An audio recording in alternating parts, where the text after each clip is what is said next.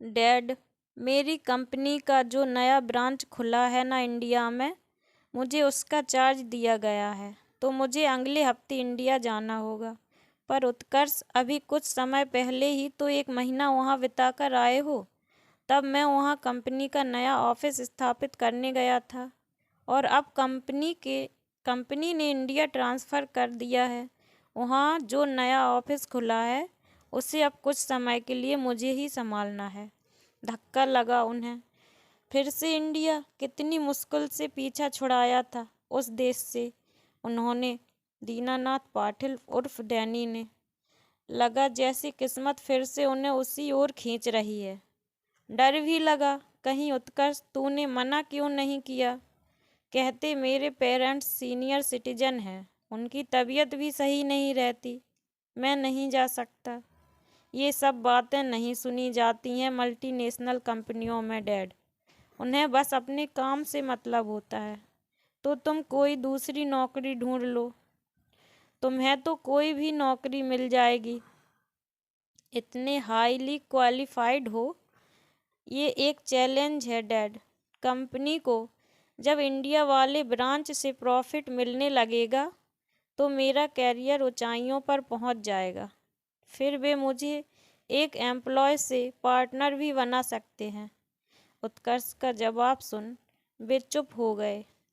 उत्कर्ष ने डैड को ये नहीं बताया कि उसने स्वयं अपने बॉस से अनुरोध किया था इस पोस्टिंग के लिए।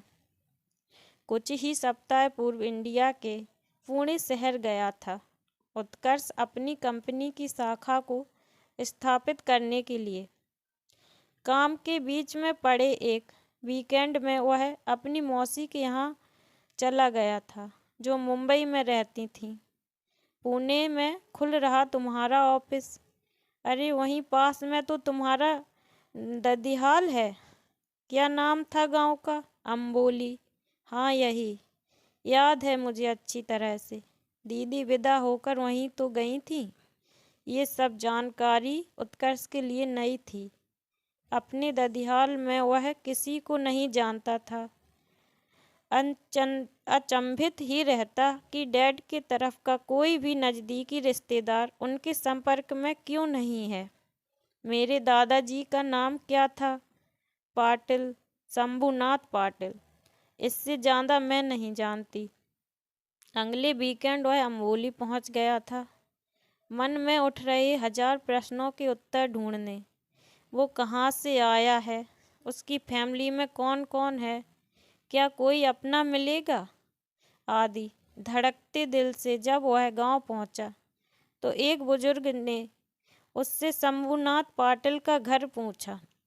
पता तो उन्होंने बता दिया, पर थोड़ा आश्चर्य जाहिर किया उन्होंने कहा, कौन हो बेटा?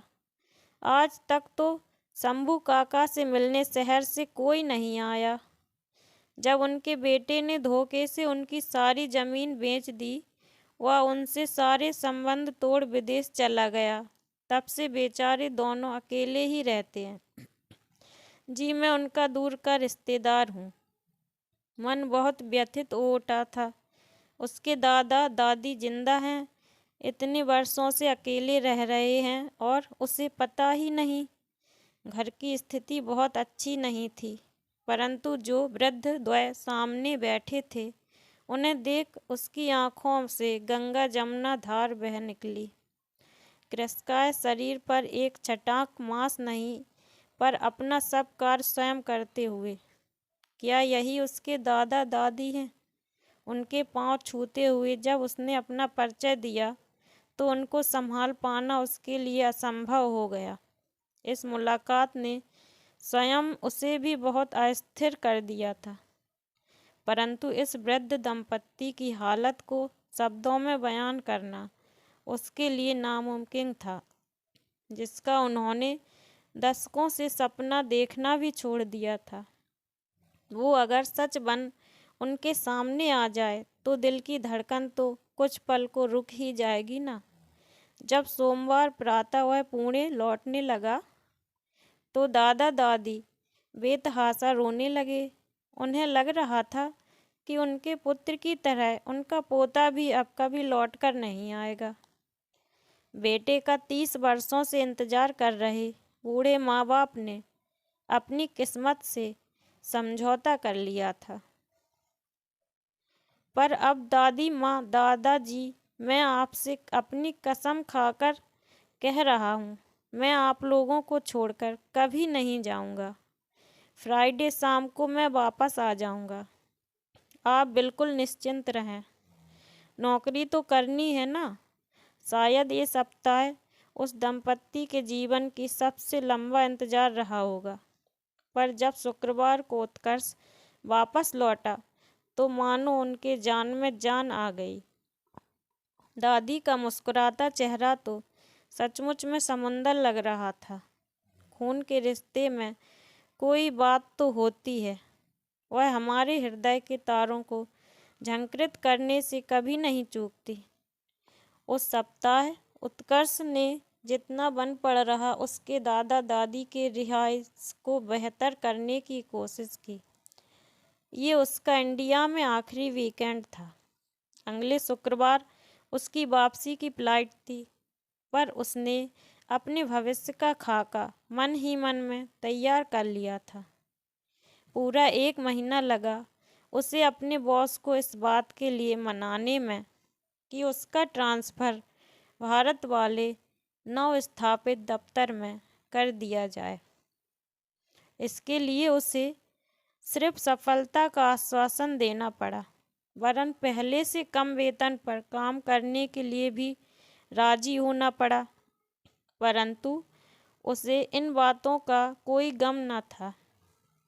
उसने निश्चय कर लिया था कि अपने दादाजी व दादी माँ की बची हुई जिंदगी में खुशियाँ भरने के लिए वह कुछ भी करेगा। जिस पिता ऋण को अमेरिकी नागरिक बन चुके उसके माता पिता चुकाने से चूक गए थे, उससे उन्हें उस ऋण करने का कर्तव्य उनके बेटा का ही होना चाहिए ना। तो दोस्तों, आपको ये पिता ऋण की कहानी कैसी लगी?